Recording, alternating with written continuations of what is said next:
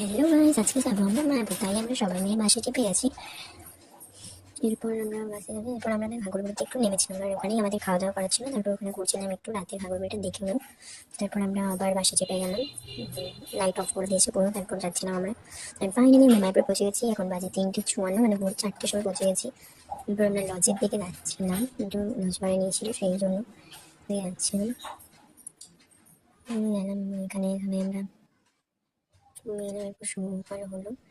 এবার আমরা মায়াপুরটা এখান থেকে দেখছিলাম, এই গঙ্গার দিকে চান করার সময় যাচ্ছিলাম, তখনই মায়াপুরটা দেখা যাচ্ছিল।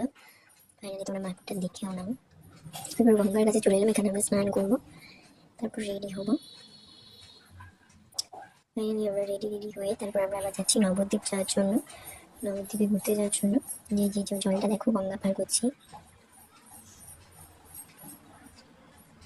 জলটা 3টে জলই আমরা দেখলাম, 3টে আলাদা আলাদা জল। সত্যি 3টে জলই মিস ছিল না, আমরা এটাও দেখেছি। আর এরকম মজা ছিল। আর এই পুরো গঙ্গাটা দেখো। এরপর আমরা এখানে নেমেছিলাম। ভগবান শ্রীকৃষ্ণ যে পাহাড় উঠেছিল একটা কুড়ি আঙুল করে, সেটাই এর মধ্যে জলে পড়ছিল। এবার দেখা, এরপর আমাদের নেক্সট টাটা।